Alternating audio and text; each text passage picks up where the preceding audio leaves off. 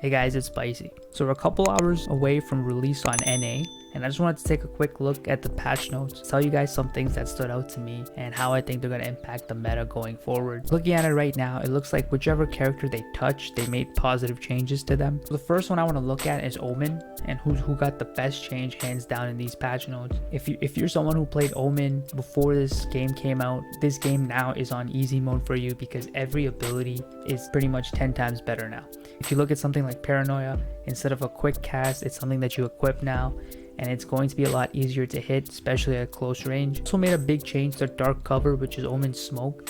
So essentially what they did is while you're using this ability and you're aiming the smoke, what you can do is press reload, and it's going to change the view of the world between like this ghost type phaser world and the normal world. And in this phaser world, you actually see through walls and everything. That makes it a lot easier to place your smokes, and you can set up one-way smokes a lot more easier now, and also you can put critical smokes in certain spots so you can block off the locations. Whereas before, you had to know exactly where you're doing it, you had to approximate it with the mini map. So now you can just see through walls, and it's just a lot easier. So Dark Cover, a massive buff. Another thing they changed is Shrouded Step, which again got 10 times easier to use because now you see exactly where you're going to teleport, which means you can teleport through smokes with ease, and you can teleport to high ground or low ground. You're gonna know exactly where you're going. And they also added the ability to cancel his ult while you're ulting.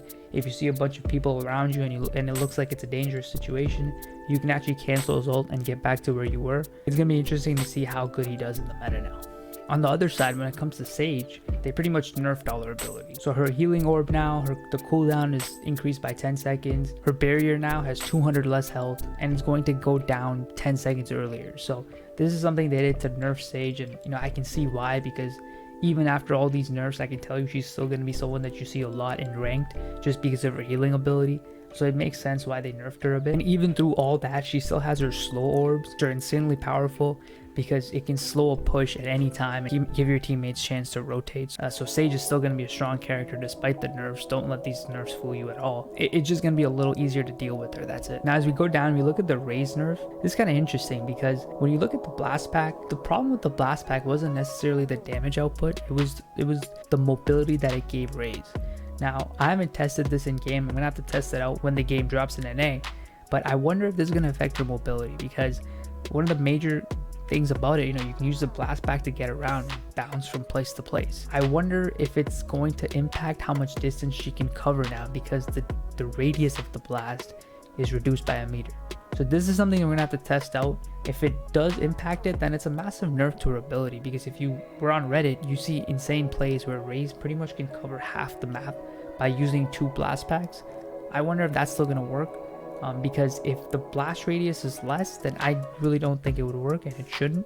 And if that's the case, then that's a big nerf to her movement.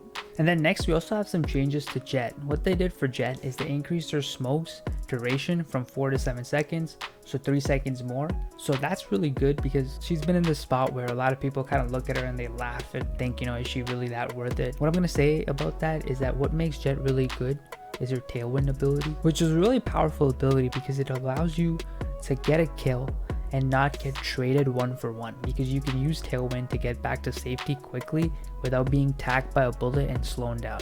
So that's what makes her Tailwind ability really good, and that's why you pick Jett, is because of her Tailwind ability.